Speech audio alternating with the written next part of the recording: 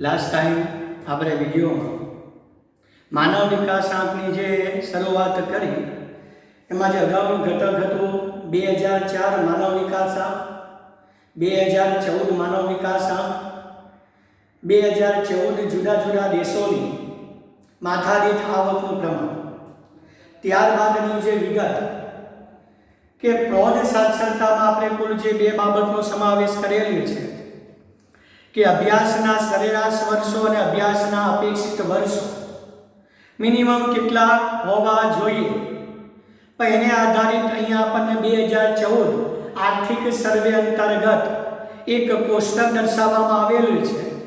જન્મ સમયનું અપેક્ષિત આયુષ્ય, અભ્યાસના અપેક્ષિત વર્ષો અને અભ્યાસના સરેરાશ વર્ષો.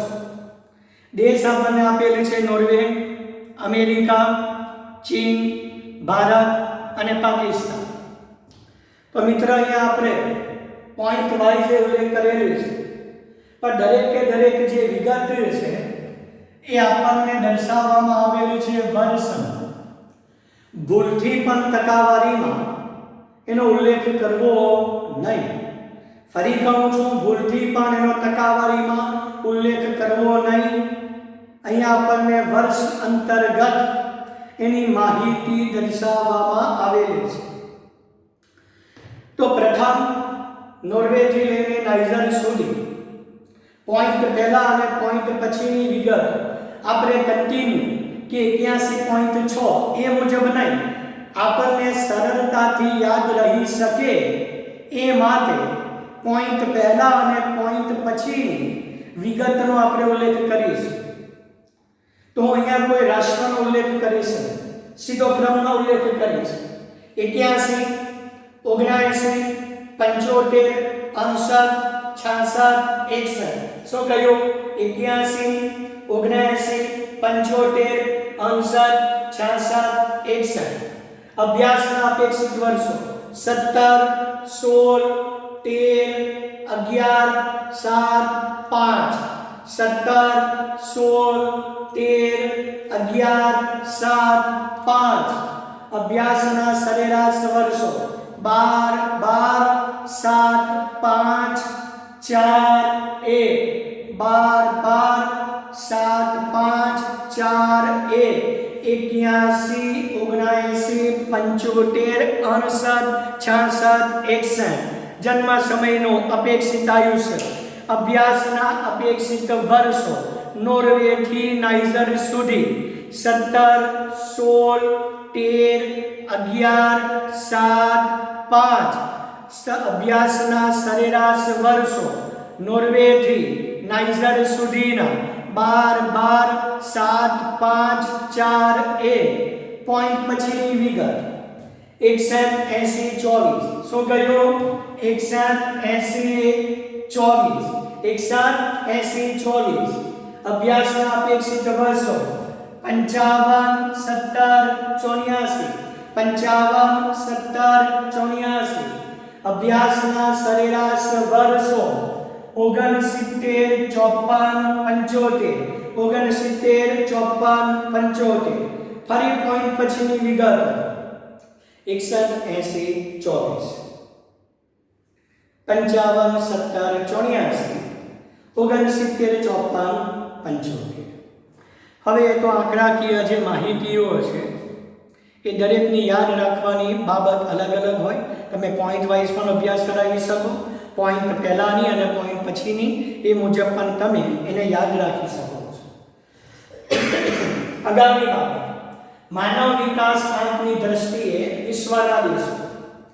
હવે આ પ્રશ્ન અલગથી આપણને કુલ 2 ગુણમાં ઉલ્લેખ કરી શકાય છે. તો ભાઈ, માનવ વિકાસ આંકની દ્રષ્ટિએ વિશ્વના દેશોને કુલ 4 વિભાગમાં તેની વહેંચણી કરવામાં આવેલી છે.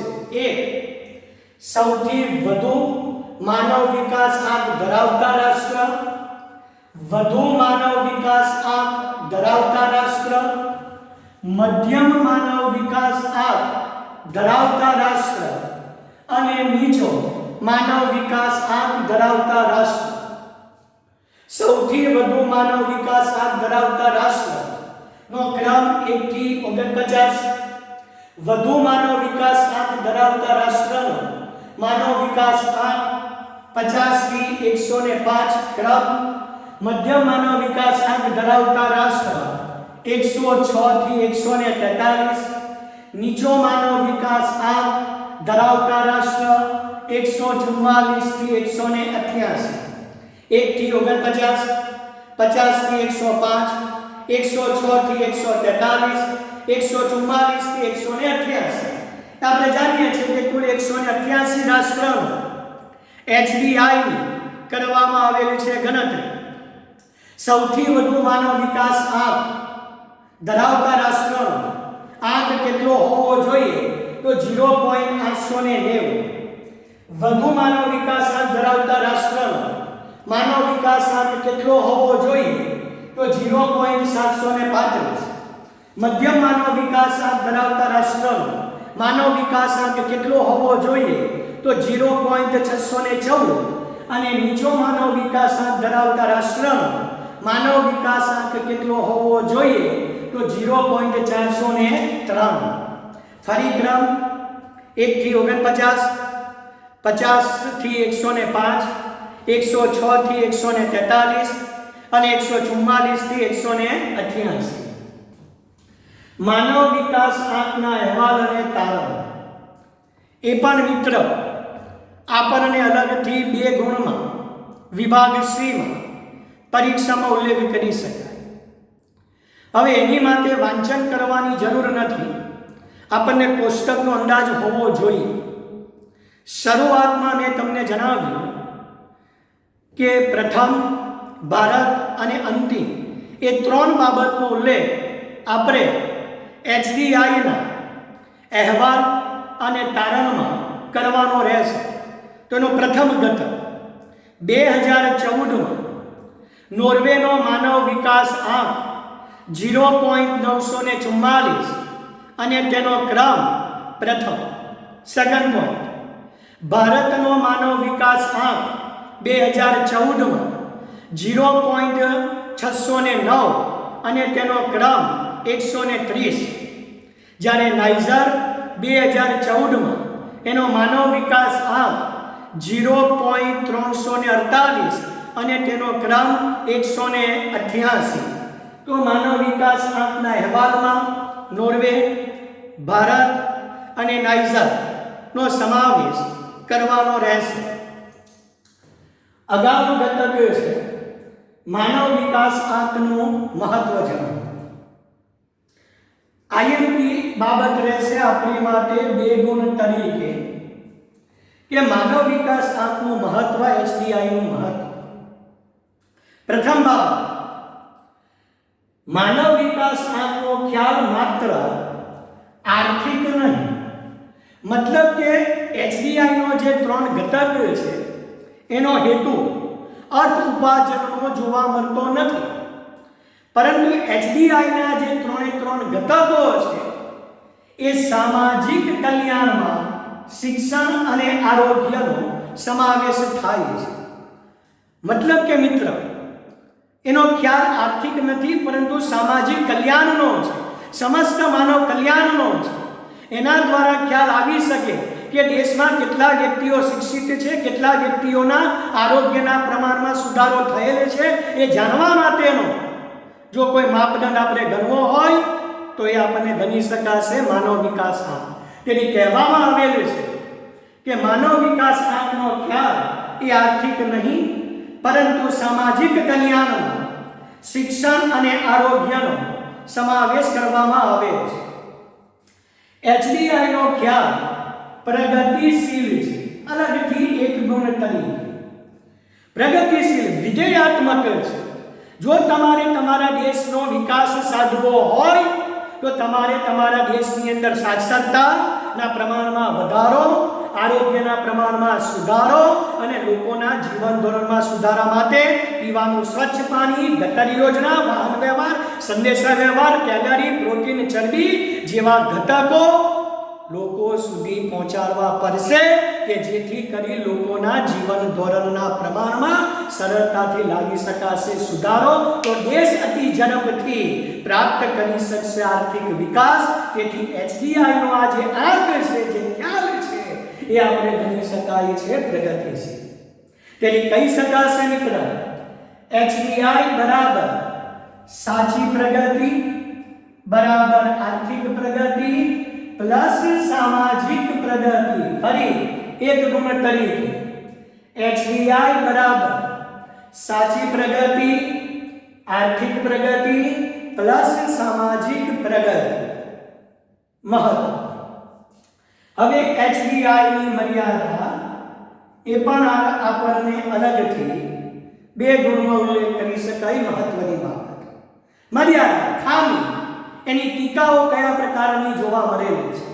પ્રથમ, HDI માં માત્ર 3 જ ઘટકોનો સમાવેશ કરવામાં આવેલો છે.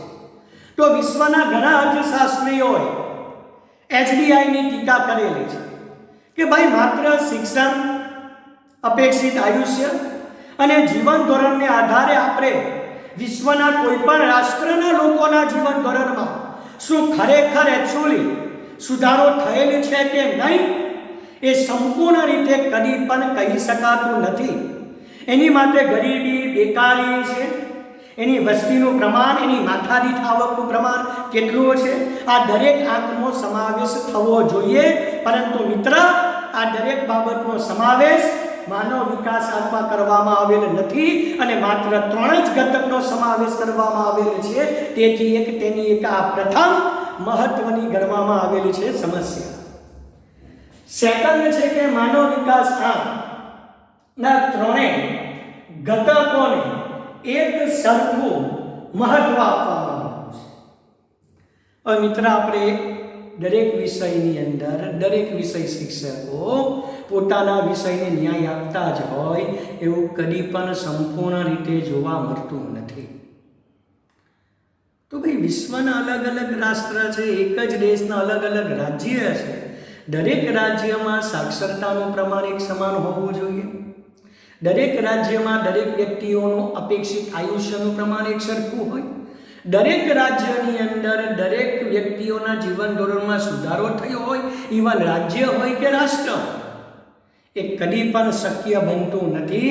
અને દરેક દેશ કે દરેક રાજ્યમાં સાક્ષરતા, અપેક્ષિત આયુષ્ય, જીવન ધોરણનું પ્રમાણ વધતે ઘટતે અંશે આપણને જોવા મળે છે. તો 3 ઘટકોને એક સરખું મહત્વ કદી આપી શકાતું નથી. કઈક જગ્યાએ આપણને સાક્ષરતાનું પ્રમાણ ઊંચું તો સાક્ષરતાનું પ્રમાણ નીચું. કેટલાક રાષ્ટ્ર, કેટલાક દેશોમાં લોકોનું જીવન ધોરણ ઊંચું તો કેટલાક રાષ્ટ્ર કે કેટલાક રાજ્યમાં જીવન ધોરણ જોવા મળે છે નીચું. HDI એ માત્ર સાપેક્ષ સ્થિતિ દર્શાવે છે. મતલબ કે તુલના કરવામાં આવી અને તુલનાને આધારે આપણે ભાઈ ક્રમ આપી દીધો કે નોર્વે 0.344 ક્રમ પ્રથમ, નાઇજર 0.348 ક્રમ 188. એ માત્ર તુલના કરવામાં આવી શિક્ષણ, અપેક્ષિત આયુષ્ય, જીવન ધોરણને આધારે એ સાપેક્ષ સ્થિતિ આંકડાકીય માહિતીને આધારે દર્શાવવામાં આવેલ છે. પરંતુ મિત્ર, નિરપેક્ષ પરિસ્થિતિનું તે વર્ણન કરતા નથી. શું એકચ્યુઅલી નોર્વે અને નાઇજરની અંદર શા માટે બંને વચ્ચે આસમાન જમીનનો ફરક છે? શા માટે નાઇજરનો માનવ વિકાસ આંકનું પ્રમાણ સદંતર નીચું છે? એનું સંપૂર્ણ રીતે સવિસ્તારપૂર્વક આપણને એ બાબતનો ઉલ્લેખ કરવામાં આવેલ નથી. અને કયા કારણસર માનવ વિકાસ આંક તેનો નીચો છે, એના કોઈ પણ પ્રકારના કારણો, કોઈ પણ પરિબળો આપણને દર્શાવવામાં આવેલ નથી. 3 ઘટક. ફરી એના મર્યાદા, HDI માં માત્ર 3 જ ઘટકોનો સમાવેશ થાય છે. 3 ઘટકોને એક સરખું મહત્વ આપવામાં આવેલ છે. HDI એ માત્ર સાપેક્ષ સ્થિતિ દર્શાવે છે, તે નિરપેક્ષ પરિસ્થિતિનું વર્ણન કરતા નથી. HDI માં કયા ઘટકોનો સમાવેશ કરી શકાય? અગાઉના પ્રશ્નમાં આપણે ઉલ્લેખ કરી ચૂક્યા છીએ. 4 ઘટકો: GDI, gender development index, gender development index, જાતીય સમાયોજન આંક, મતલબ કે સ્ત્રી પુરુષ સમાનતાનો આંક. TAI technological achievement index, technological achievement index, technology સિદ્ધિ HPI human poverty index, human poverty index, માનવ ગરીબિયાત HCI human consumer index, human consumer index માનવ વપરાશ આંક. તો અહીંયા મિત્રો આપણો માનવ વિકાસ આંકનો પ્રશ્ન પૂર્ણ થાય છે. ફરી 5 ગુણની સૌથી મહત્વની બાબત છે તો કઈ કઈ બાબતનો ઉલ્લેખ કરી શકાય? અર્થ, રચના, રચેતા, ઘટક, સૂત્ર, મૂલ્ય. માનવ વિકાસાંક વિશ્વના દેશો કોષ્ટક આધારિત. કેટલા વિભાગમાં વહેંચણી કરવામાં આવી, એના અહેવાલ અને તારણો, માનવ વિકાસ આંકનું મહત્વ, મર્યાદા અને કયા કયા ઘટકોનો સમાવેશ થાય છે. અસ્તુ.